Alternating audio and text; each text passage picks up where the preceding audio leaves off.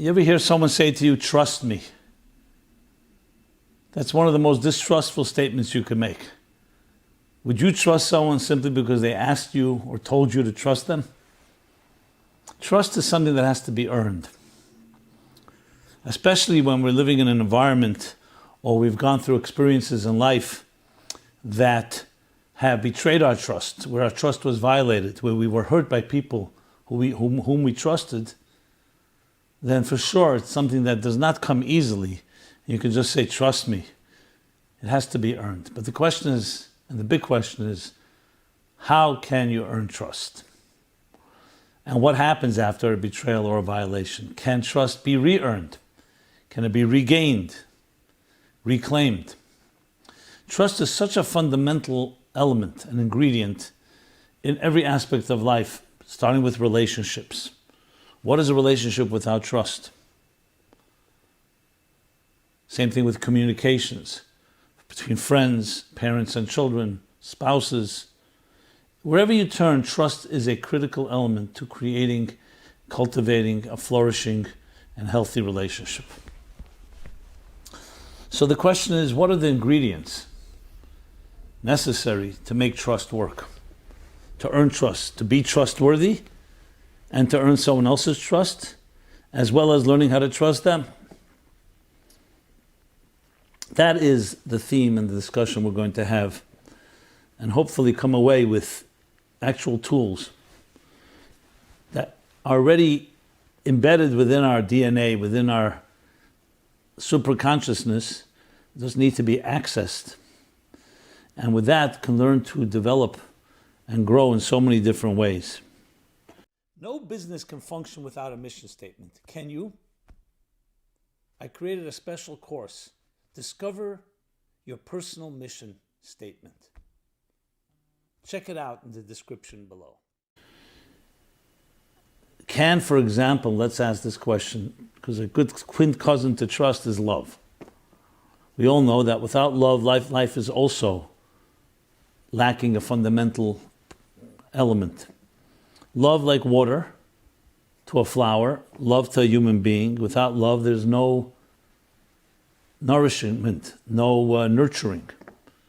And a flower will wither without water, a human being will wither without love. So what is the relationship between love and trust? Can you love someone and not trust them? Can you trust someone and not love them? These are very critical questions that I'm specifically opening up with, because that actual tool called a question is a great way to provoke ourselves and force us to think differently, or to think beyond the superficial, beyond the veneer, and get deeper into any particular given issue. So the questions go on and on. What defines trust? And are some people simply more natural trustworthy than others? As I said before, earning trust means that there's something you can do to actually earn it. I want to elaborate a bit more about how trust comes into play. So those of you who've listened to this class know my approach. I always like to go back to our childhoods, because that's the earliest version of who we are. You want to get a better sense of yourself. You always want to go, how were you before life stepped all over you, or you've been trampled upon, or you've been hurt, or you've become jaded or cynical. And the best version of that, the freshly fallen snow before it's been stepped upon. And I don't necessarily always mean that in a negative way. Not everybody's been trampled upon, but we all go through the wear and tear of life. So the best place, the best, so to speak, I don't like the word specimen, but the best place to look at is what we were like before life and life experiences affected us. So we always talk about love being a natural and expected and birthright of every human being. The same thing with trust. Children trust naturally. It is only when they are taught not to trust, God forbid, they learn to lose trust, or their trust was violated or betrayed, is when they begin to question and perhaps come away sometimes not trusting. I meet people very often, just use an example, someone I just met, but this is so common, it's not even an exception any longer, sadly, that says, I don't trust anyone. Everyone's guilty until proven innocent. Rest assured, as soon as you hear that, you know that person has been hurt. Because why would anyone say that? No young child will ever say that. Why would an adult say that? Because the trust was hurt. The people I was supposed to trust, or the people I did trust, hurt me. Once you'll forgive, twice you'll forgive.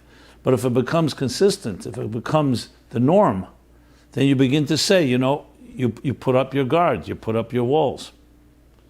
This is especially true of children growing up in homes and environments that are insecure, that are unsafe. Whether it's an angry, belligerent father or an alcoholic mother, or it could be vice versa.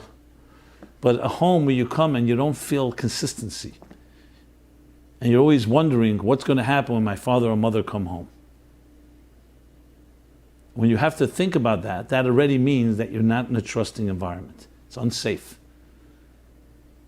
The contrast is, your parents come home, or when you come home, they're there for you.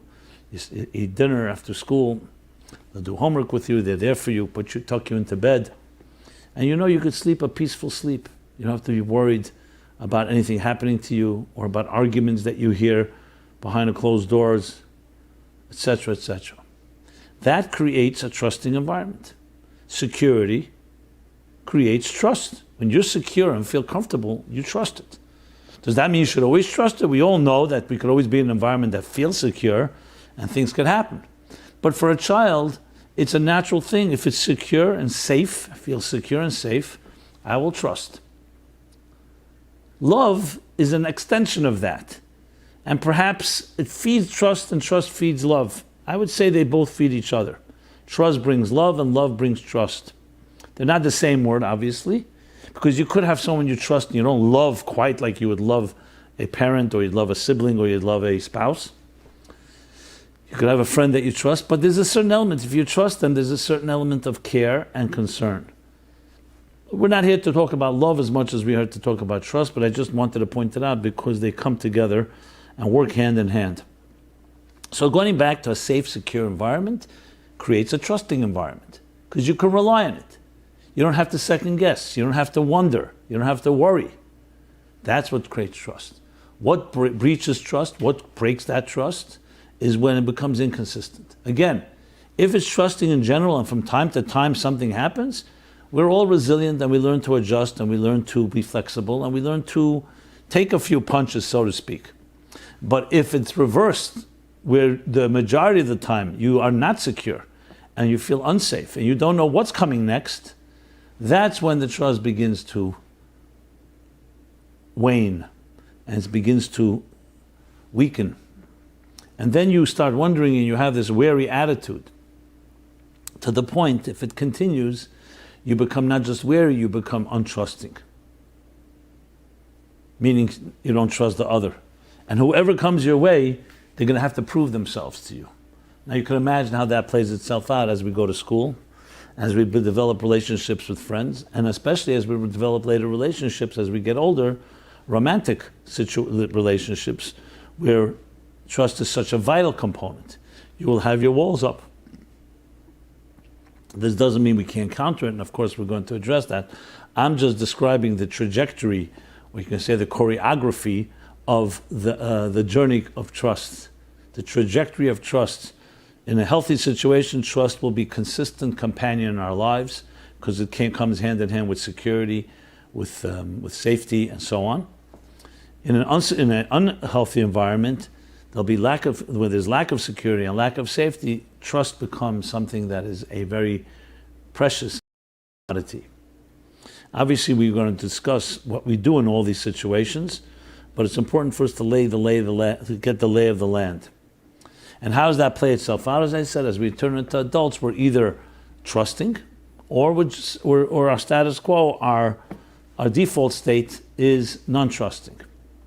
Now, let's explain trust for a moment. Trust does not mean naive, believing whatever anyone tells you. A wise person, let's say he's grown up even in a healthy environment, knows that, listen, you may go into a hostile situation, or you may meet a stranger, and the stranger wants something from you, and it may not be something you just trust. However, your lack of trust is not coming from weakness, or from some type of fear, or due to the trust having been violated, it's due to the normal and intelligent discretion that all of us should have when it comes to any situation. You don't just trust anybody just because they say trust me. Especially when it comes to more sensitive matters, personal matters, financial matters, or other things where trust is very important. Think a simple situation. People hire someone to work. It's not even a romantic, it's not an emotional relationship, but it's a relationship that needs trust. Both ways. You have to trust your employee, the person you're hiring, they should trust, and they trust you. What happens in a healthy situation? You meet, you interview, you begin to learn about each other, and then there's a trial period, and you learn to see. And time, if it works well, you learn to trust. You learn to trust, you know this person, you can be trusted with this work. A word's a word, a deadline's a deadline. If they make a mistake, and we'll talk about later about accountability, which is such a vital component, but you learn to trust this person. You may also discover that you can trust them in some areas, and in other areas they're not good at, or they have their blind spots. So you adjust accordingly. So there, it's a matter of, like I said before, earning it. How do you earn it? By experience. And if indeed, God forbid, it's a situation where, I don't say God forbid, sometimes it doesn't work out, the chemistry is not right, or there is a lack of trust for whatever reason, because the person, let's say, is not an honest person, or is covering their own tracks and is constantly protecting themselves, then the trust may never really take hold. And then, of course, usually you won't be able to work with a person like that. The same thing is with partnerships and business deals. Trust. When there is trust, obviously there's a lot of confidence that goes with it, and you feel comfortable to working with someone you can trust. When there's lack of trust, even if you need to work with a person, you're going to be very cautious and constantly looking over your shoulder and putting a lot of checks and balances. That's the regular process. Obviously, all this becomes acutely more amplified when you're dealing with personal, emotional relationships, because there's so much more at stake. Even in business or employee-employer relationship, there's something at stake. But when it comes to your personal life, obviously the stakes go up, and that's where everything gets more pronounced. So therefore, it's even more important to understand the elements of trust. So let's go back to this element. What is trust? So trust essentially is two human beings. We'll soon talk about trusting yourself, but two human beings who initially you give the benefit of the doubt to, like I said with children, and you learn to see whether you can trust that person, and you do. And when it happens, you do. And it's a vital component because it creates that calm and peace of mind that's necessary for anything to succeed. If you're constantly challenging yourself or not trusting the other, what's going to happen is ultimately it's not going to be worth it. You want to be able to know you can trust that person. Their word's a word. You know that when you're not watching, they're trustworthy, and so on. So in that sense, it's an ingredient in relationships. It's a necessity in any give and take. But let's talk about trusting yourself. There are many people who don't trust themselves. But that, I would submit, is an outgrowth of the fact that you didn't trust those that you were supposed to trust around you. Because when you were a child and you expect your parental love or love from other people that you naturally deserve, and initially you expect it, you look forward to it, it's something that you just can take as a given, and it's not given to you, you're deprived of it, what do you think happens? Besides the fact you stop trusting that person, you stop trusting yourself, because you expected it, and you trusted your instincts, and now your instincts have also betrayed you, because you come to learn something's wrong, and usually you blame yourself. But even if you blame your parents, something's wrong. I can't trust myself, because here's a person I was supposed to love that's supposed to love me. I'm expecting it and I'm not getting it. So what really erodes is your own inner trust. And when you stop trusting yourself and your own judgment and your own expectations, that's when it gets much more complicated. Because it's one thing you can identify and say, I trust myself, and as an adult would do. But this person who I've met, I don't trust that person, but I trust somebody else. So you have that healthy balance, and yes, there are people in your life that you allow in. You'll give some trust to. Some people you'll trust even more than others. There's measures of trust. Some people you trust your life with. They will never betray you. And there's some people you trust conditionally. But as a child, children don't have this sophisticated way of distinguishing. So a child can easily see, oh, no trust, they stop trusting everybody, and especially themselves. And then that gets so complicated because you can't make that distinction and say, one second, maybe that person hurt me. That doesn't mean everyone else is going to hurt me. But a child has already assumed a new attitude, an attitude of, care, careful, caution. The red light is always on first. This is part of the dynamics that shape us. Now, where you stand, this is something that each of us has to establish. I'm speaking here to more than one person, so obviously I'm discussing the spectrum of trust and lack of trust, and you have to figure out where you're at, because that helps tremendously if you want to move and grow from there. So we've covered, I would say, the general trajectory, the journey of trust and lack of trust, how it begins and how it could erode and how it affects you and how it affects others on the different levels. We've also spoken about the importance of it. But I'm going to go now deeper. I'm going to go deeper into getting to the root of it all. Why is it indeed, and this may sound like a simplistic question, but it's actually a very important question, a vital question, and that is, why indeed is it possible for people to hurt each other? Why shouldn't we be able to expect love, expect trust, expect people to behave in a trusting way? Why is it possible for us to lose trust in someone and we have to gain it, we have to earn it? Why can't that just come naturally? If you look at the natural world, for example, the natural balance of life is extremely trustworthy. You can rest assured that now here in this hemisphere is summer. You can rest assured summer is going to be a warm period of season. The flowers will blossom, the trees will grow, the birds will chirp, we'll have beautiful days. Some days may not be so beautiful, but you can pretty much predict the general season. You can rest assured that as in this part of the world, again, as August ends, September ends, October begins, the autumn will enter, and the leaves will begin to fall, and the trees will go into their slumber, and rest assured that will be followed very shortly afterwards, a few months after that, with winter, the cold of winter. Each part of the world will experience it in its own way. Some places, some parts of the world, seasons are more extreme. Some places they're more mild. But you can rest assured that you can trust that. You can trust that with your life. How do we know? Because that's how it's happened last year, and 2 years ago, and 3 years ago, from the beginning of time. There may be milder winters and harsher winters, milder summers, harsher summers, but the general trajectory can be trusted. And after winter, spring will arrive, and then spring will be followed by summer again. There's so many things in life. I'm just using the seasons as an example. Go to the animal world, the plant kingdom, vegetation, or the mineral world. They all are consistent and can be trusted like a clock. We know exactly when the sun will rise tomorrow morning, and we know when it will set.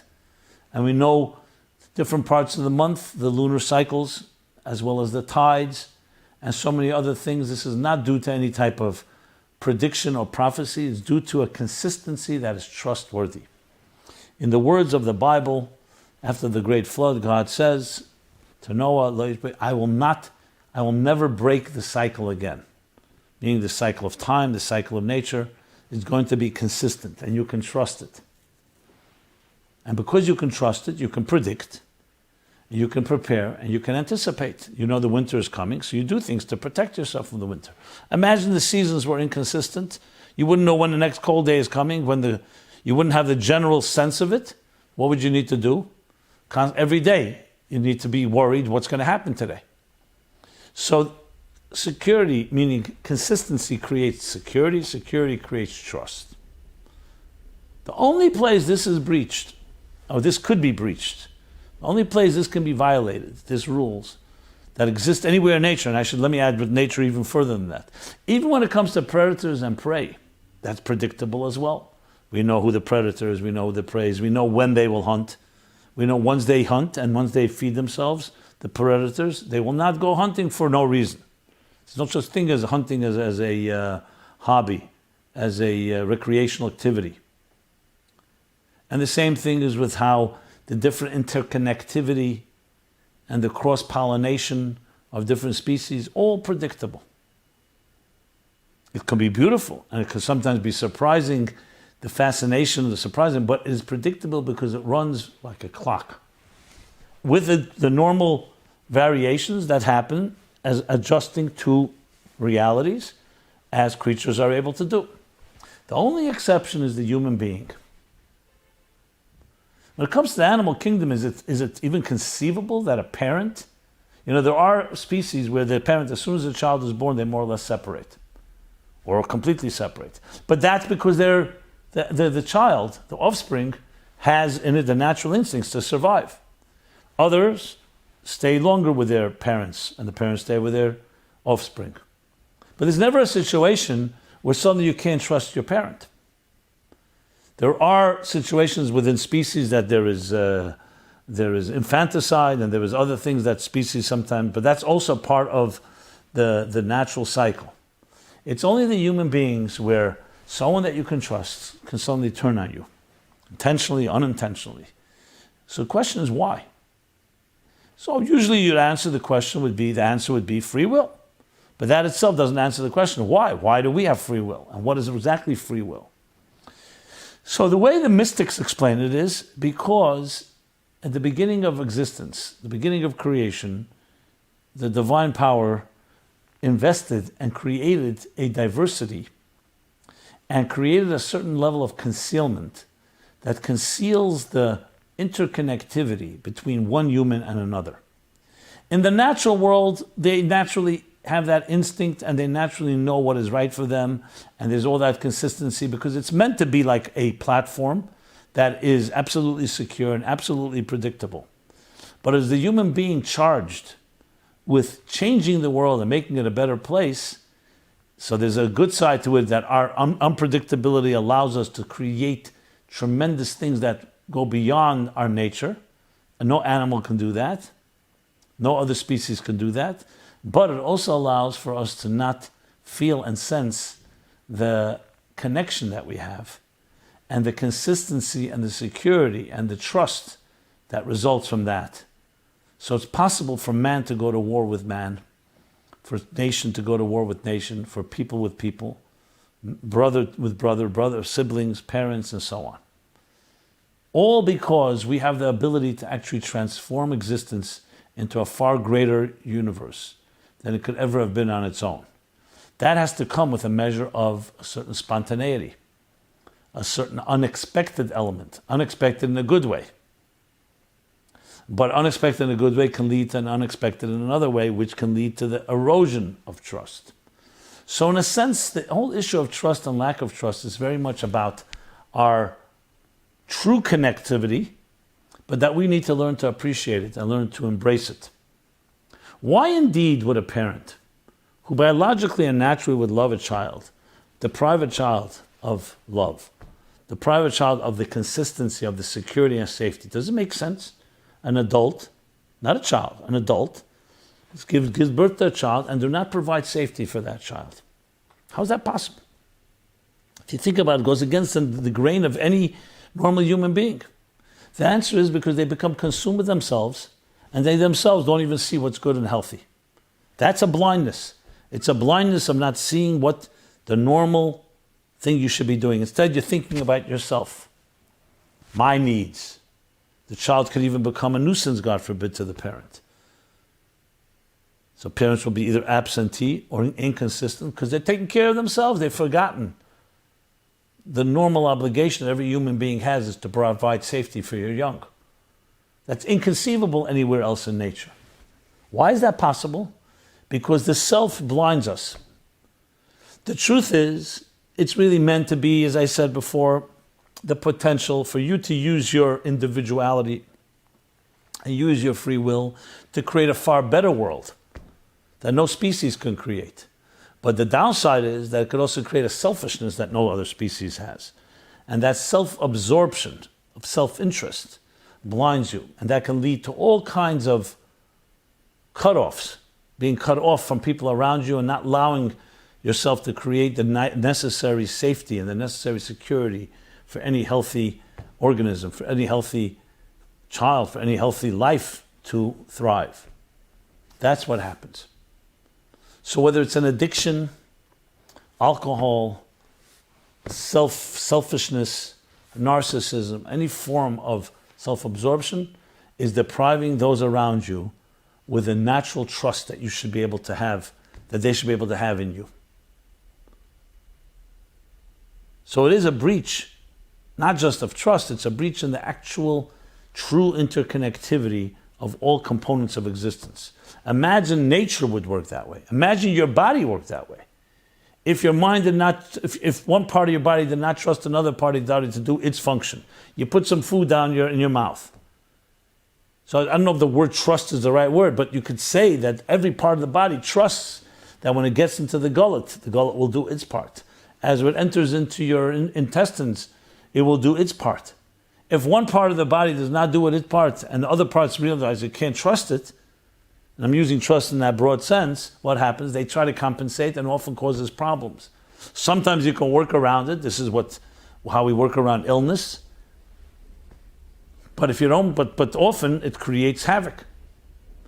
So there has to be a trusting relationship between the thousands and thousands of systems within us and the trillions of cells that they just all work the right way. And when the heart is beating in a healthy way, there's the contraction and expansion and the different valves open and close as the circulation in your body goes in and out. The breathing mechanisms, releasing of carbon monoxide, and the intake of healthy energy that becomes oxygenized and that becomes part of your blood. The whole process, it has to all work exactly like a perfectly, intricately, what's the word I want to use? Synchronicity. Harmony. Like a machine, a perfectly humming along machine. The human race were able and unfortunately capable of cutting off. And one thing cannot trust the other because it's not doing what has to be done in that particular time. So imagine a teamwork. You build a team. Every part of the team knows exactly what it has to do. And one person in the team decides to go off and do something on their own because they got distracted or because they got busy or they got self-consumed or they got terrified. So there's a relay team. Everybody has to do its part and then nothing can be complete because this person has not done his connection. One, as they say, the strongest point is your weakest link. That one weak link compromises the entire picture. And the same is true in any type of situation, whether it's a business organization, whether it's teamwork, whether it's in sports, whether it's in music. This ability to create a trusting environment where every component knows it has to do its part and it can trust that the other parts will do their part when their time comes, in their moment, in their situation. So it's critical to think about this. What I find with many people who betray others, the trust gets betrayed or violated, they don't even think about it. So the first, just be conscientious and sensitive to it, knowing how important it is. Now, I'm not saying that automatically is going to solve problems, but at least be aware and don't minimize it. Which leads me to one of the most important elements in trust. Since none of us are perfect, nature you could say is perfect, because that's the way the Creator made it. The clockwork is perfect.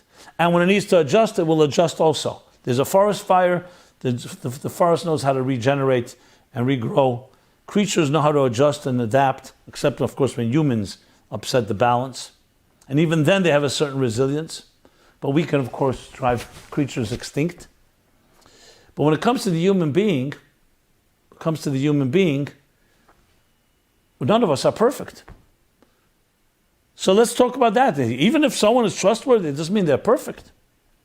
So how does trust fit into a situation where humans have the free will not to be perfect? Or better said, even without the free will, the mere fact that they're human beings, they're not going to always be perfect. And this leads us to the most important point of all, perhaps. Trust is not built on perfection, it's built on accountability. No one's perfect. Accountability means that though I made a mistake, I'm accountable and I can apologize and I acknowledge it, and I don't go into denial or pointing fingers and blaming someone else or covering it up. Accountability. So when you know somebody's going to be accountable, that's trust. If a parent hurt the child, and even many times, and then came to the child and was sincere in its accountability, what do you think would happen? Of course the child wants to forgive. It just has learned not to because it can't trust. So it's accountability that's the key thing. That's why it's so important, the awareness. Not that that alone will solve it, but then you become accountable. So a very blunt, brutal question perhaps that one can ask themselves. Are you a trustworthy person? Are you someone that can be accountable for mistakes you've made? Sometimes harsh mistakes. Many of us, because of our insecurities, which is why we don't trust ourselves and others find it difficult to trust us, that compels us to continue to be non-trustworthy by never being accountable. Accountability is the counterforce to lack of trust. Now this doesn't mean fake. You can't put it on a con and say, you know what, I'm accountable, forgive me, I acknowledge it. It has to be proven. And that goes back to the earning of trust. Earned trust is earned. You can't say, listen, I hurt you, now I realize it, and I forgive me. Because self-interest, of course you want to be forgiven, maybe you want something. But this accountability is something that ultimately another person will recognize that you are sincere, that you have integrity, that you've learned from your mistakes, you don't repeat them. And the list goes on with all kinds of things that are included in this accountability. We have that ability to be accountable. And accountability is what compensates over lack of perfection and allows for trust to begin to reemerge. So like I mentioned before, the example with love, just like you need water to keep a flower alive, nourished, nurtured, for it to grow and blossom, same thing is every relationship needs trust and love. But trust, what happens if you did not water the flower? What happens if the flower was deprived? And for a while, not just for a moment. So accountability means you come back and say, you know what, I know I did not water you. And I really feel really horrible about it. Maybe the word horrible is not the right word. I feel bad about it. But I want you to recognize, I want you to realize that I recognize it, and you'll see it in my behavior. That doesn't mean you have to put it in words. Actions speak louder than words when it comes to things like this. And if it's done sincerely, and usually with the help of a third party that can help you be more objective and not cover up or minimize and so on, you can actually re-earn trust. The classic story, of course, story I bring very often about the story of Yom Kippur, the birthday, I call it a birthday of hope, but you could also say the birth of trust. Or you could say regaining trust, re-earning trust after it was betrayed. That was the story. After the Jews received the Ten Commandments, the tablets, Moses came down with the tablets at Sinai. 39 days later, they betrayed God by building a golden calf. The ultimate betrayal of trust. How could I trust you? Turn my back for a few minutes, for a few days. You found another God. Moses breaks the tablets, goes back up on the mountain, prays for forgiveness, prays to rebuild the trust. But how do you rebuild trust? There was a real betrayal, a real violation, and it was not an accident. It wasn't like some type of accident. It was very deliberate. But he knew there's a connection between the people and God. And he worked on that. And it took time. 40 days he was rejected by God. But then another 40 days in Yom Kippur, he comes down with the second tablets. I have forgiven them. Which means I've regained trust because Moses was accountable. Even though he was not part of the crime, but he insisted that I would be accountable and I'll make sure that people are accountable. If I give you accountability, I want your trust back. And he had to prove himself. It took him 80 days to prove that. And every Yom Kippur we celebrate and honor and commemorate that. That's why it's the holiest day. And that is, of course, the greatest challenge. It's one thing not to lose trust in the first place. That's beautiful. But it's even much harder to regain. But when you regain it, it comes with a heavy price. A heavy price. And that price is the accountability necessary and showing that you are going to do whatever it takes to connect again. Now, it may take a lot of knocking on many doors, and it may take a lot of effort, but it's not about doing it on condition that I'm going to get the reward. True remorse and true accountability is not because I'm going to get your trust back. It's in its own right valuable. Whether you'll get the trust back is up to the other person. You cannot impose it on them. You can't demand it. Just like you hurt them, you can't suddenly say now, you gave up your right to demand trust, to have the other person expect trust, to trust you once you've hurt. But you have not given up the ability to be accountable. And that's a critical component. Now many people will say, once I've been hurt, I don't want to let down my guard. I've been hurt. Well, I will say to you, if you feel that way, I understand fully, and I'm not trying to say we have to come a full assault on your psyche and just break down your resistance or your walls or your defenses. But what you're doing when you don't trust is you're giving up on yourself as well. Because you're giving up personally trusting yourself and finding someone you can trust in and giving up a true relationship. Just because you've been hurt, and without minimizing that, why would you give up on yourself? You may not find, maybe the people that hurt you are not the people you can ever trust again. Because if they're not accountable, but why would you deprive yourself of trusting another person? Now, that doesn't mean that you should suddenly let down the guard. I'm just planting the seed to realize what you want to work on is access. That element inside you that's really connected with the human race, with others. That's why it was so important. Trust is not just a tool. It is a tool, but it's something else. It's a reflection of the interconnectivity and the security and the safety that we all should be providing one another, as it is in nature, as it is in our human body, as it is in so many different scenarios of healthy organisms at work. So to cut yourself off from that is essentially cutting yourself off from that connection, that unity, that integration with society, with others. Now, there's somebody that's hurt you or violated your trust. Fine. If that person is not accountable, so they have not earned their right to be able to enter your circle or re-enter your circle. But why would you cut yourself off from others re-entering that circle? Now you'll say, how do I regain trust, learn trust when I've been hurt? So that's where you have to find people that you could slowly trust. Slowly, I emphasize, because it takes time. Test the waters, do as much testing as you want. But don't test just in order to find excuses to cut yourself off. You're testing to really see, maybe I could find a human being that I can trust to some extent. And that can grow. It can take a whole lifetime to grow. That is essentially the dynamics necessary. Now, the interesting thing is a few points here.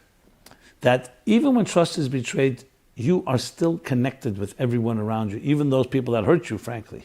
But if they don't merit, and you don't merit, that connection may not be seen in any open way.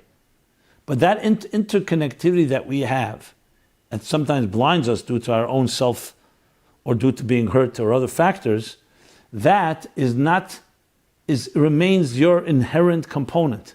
So in that sense, trust is almost like with love, not something you need to acquire, not something you need to purchase, not something that comes from outsiders or imposed upon you. It's your natural part of who you are. Just like we breathe, just like we need to eat, just like we have other natural inherent factors in our lives, trust is one of those forces, like love is. It's your natural right.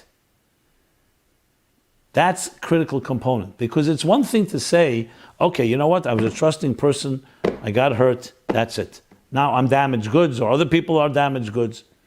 But if you realize that the soul within you has never really been betrayed, the outer layers have been betrayed, then don't give up on yourself. And the same is true regarding trusting yourself. The self is always powerful. It's only you become disconnected from it, so you don't believe in it. It's like someone who lacks self-confidence when truth is that they have no reason to lack self-confidence. So we have the catch-22, of course. What do? I don't believe in myself, even though you're telling me I should. That is why we have friends. That is why we grow. That is why we experiment with new experiences. That's why we travel. That's why we go out for fresh air. Because if you're going to continue breathing the same toxic air, of course you're going to come to the same conclusions. Find a new friend, travel to a new place, try a new exercise, physically work out, do something you like, sports, hobby, whatever it may be. Try something new. New experiences bring fresh air. Fresh air opens up new channels. And new channels connect you back to some of the things that you may have lost or lost touch with. And I find this very often. Sometimes people don't find it easy to trust another person if they've been hurt. But you can learn to trust an activity. For example, go swimming once a week. You can trust the exhilaration you'll have from that. Or something else that you connect with. So trust can be sometimes with an experience or with reading a book or something consistent. That's vital because remember, security, consistency is what brings trust. If you're just going to do something every week, you're going to do something else and run from one place to another, it's just another human being running in fear and not sticking with anything. So creating consistency. Now, if you can do it with another human being, obviously that's great. But sometimes that's not the way to begin. Become consistent with some activity that you do. And you can learn to trust it. You learn to become secure. What you're doing is learning to trust yourself through that. And when you learn to trust yourself, it'll be easier to learn to trust other people. Proceed with caution, but proceed. Always know you want to grow. You're climbing a mountain. No one climbs a mountain overnight, especially when there are impediments. But climb. That will take some courage. It will take some willpower. It will take persistence, but it's doable. And what you get in return is well worth the effort. Because what you're opening yourself up to is vistas and horizons that maybe have been closed off for you, unfortunately, due to whatever violated your trust. So the interesting thing here, which I find to be quite fascinating, is that you already have trust within you. That's why children naturally have trust. What happens when they lose it, it's not disappears. It's just like you retreat back into your shell. That doesn't mean you lost the power. It means you don't let yourself access it. You don't want to access it because you've been hurt. Why would you? Why would you put yourself out there when someone can hurt you? But don't ever think that you lost it, the capacity to trust. You just lost being in touch with it. And that's why you'll find when people find that connection to something, even to experiences, I've heard this so often from people telling me, thank you for that advice, because they learn to trust themselves again. And it can be exhilarating because you learn to connect to something that has always been there, but for some reason has gone to sleep, has become dormant, in some way you felt almost was hopeless. There's always ways to revive it. And when you do, it opens up, as I said, the new horizons. The ability to really trust yourself and trust others, which really means to connect yourself and connect others. Because trust is essentially a way that we connect with each other. Lack of trust is a way of being disconnected. So disconnect will create distrust, and connect will create trust, and trust will create connection. Distrust will also create disconnection. Every way you twist it, that's how it works. So to go back to our initial questions, we talked about earning trust. You earn trust through accountability. You earn trust through effort. You earn trust through honesty, integrity. And frankly, this goes both ways. It's not just earning trust, it's also how to learn to trust others. So it's what you have to do is to earn trust, is for you to behave that way. But the more you earn it, the more you are able to trust others, the more you can also trust them. 1 second, I just repeated myself. The more you learn to earn trust, that others can trust you, the more you learn to trust them. Now this has to be taken, as I said, with a proper approach, and I do not ever suggest just jumping into anything, but we should always be open to new opportunities because we are not locked, we are not trapped by our circumstances. We have the capacity to free ourselves. And trust is a great, great tool.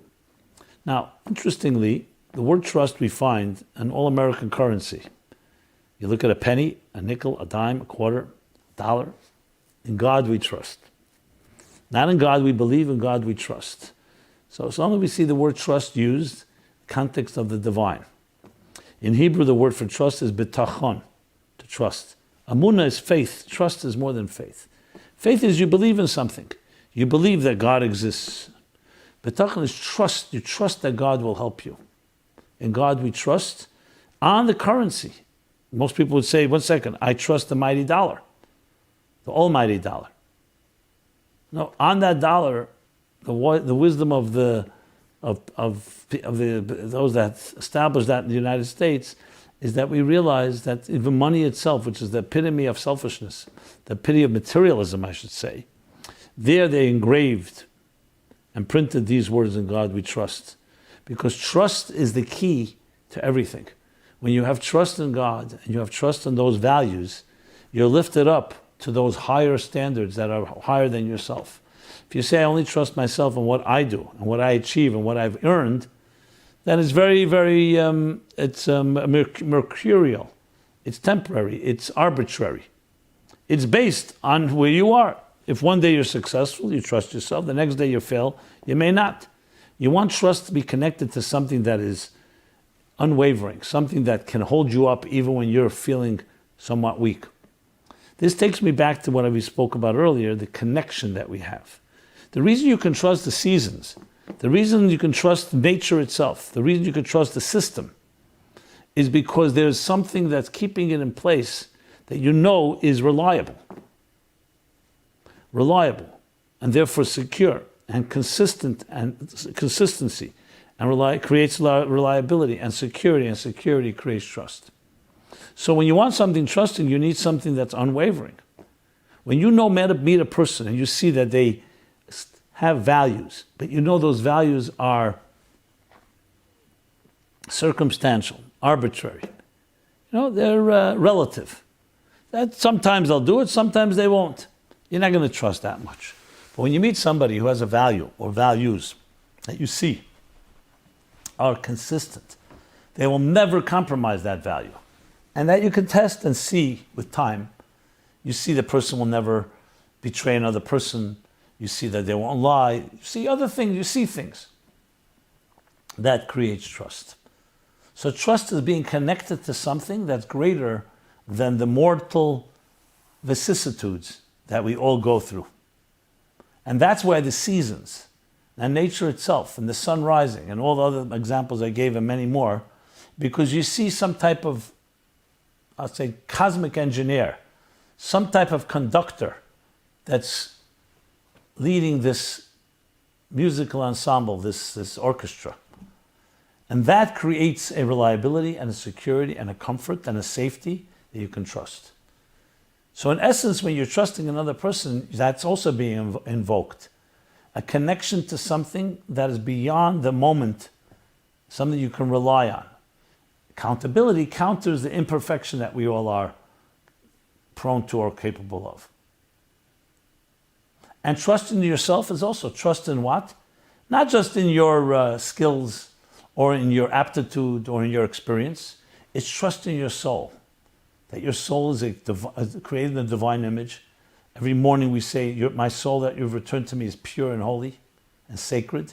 Your soul is your unwavering foundation, the roots upon which you can rely. A tree can rely on its roots. The roots are shifting the foundation.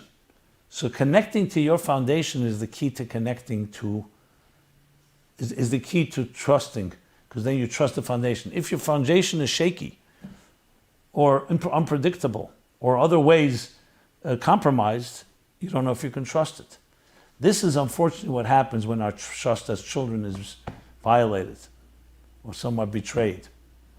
Our foundations, our connection and our trust in our foundations get shaken. So the goal is to reconnect to the foundation of yourself, to others. As I said, if it's people, I just received a very beautiful letter today from someone, a tragic beginning but a happy ending. A person who was really abused by their father through the years of his childhood. He's married now with children. And recently I was doing a program that affected him deeply, and he's reconnected. He's written a letter, and his father has shown true acrimony, true remorse, and they're rebuilding their lives. So touched by it, because I see he had the courage to reach out, and hopefully it's going to work, but often does not. But never give up. You never know. If you're strong and you're not afraid, you can return to the place where you were hurt, and sometimes able to regain what you want to regain. And do it even for yourself. You're not doing it for anyone else. Why should you be cut off? Why should you be compromised just because someone else hurt you? Just because someone was not trustworthy, someone hurt you? That doesn't mean you can't return and maybe reconnect. If the person is worthy, you may find out there'll be accountability. If not, you move on. Nothing lost.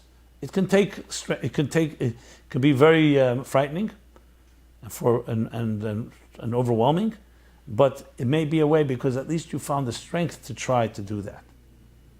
So there's so many different scenarios, my friends, and I want to conclude by saying trust is one of our invaluable and critical faculties that we're blessed with. It's not just something that comes out of nowhere. It's natural to us. And it would be natural if it was delivered and consistently delivered by those that care for us when we're children, and growing into adulthood, we would have it as a birthright. Often it could be severed, or at least the awareness of it could be severed. And there are ways to regain it. We don't want to write ourselves off just because it's been hurt. And it's fascinating how deep you can reach when you learn to trust. Because then you can do things without having to invest so much energy in protecting ourselves. Because at the end of the day, a lot of energy goes in, enormous amount of energy in putting up those walls that are based on distrust. And going back to the analogy I gave before with employees and workers, you want to hire someone that when you're asleep, they're doing their job. You don't have to keep guessing yourself and asking, did you do it, did you not do it? Because then it's not worth it. You might as well do it yourself sometimes. But when you know that somebody can be trusted, and you can go to sleep, you can go on vacation, you can travel, the store will be minded. They will mind the store. They will take care of what needs to be taken care of. What does that do? It frees your energy. You can invest elsewhere. But if you have to keep thinking to yourself, I better call, I better find out, there's nothing like having a trusted aide, a trusted employee, a trusted employee, or a trusted worker in that fashion. What does it do? Think about how much energy it takes. And imagine if you don't trust, how much energy that you have to expend. The same is true in our relationships.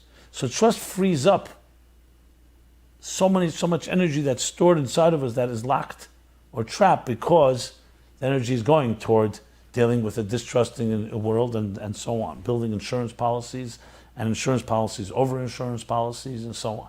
This doesn't mean we shouldn't be wise and prudent and figure out what to do to protect situations, because we do live in a world where people can become very untrustworthy and can hurt and can do damage. But you want to have the minimum of that. You do what you need to do, but you want to be able to focus most of your energy into the positive growth of building a healthy relationship, a healthier life, healthier communities.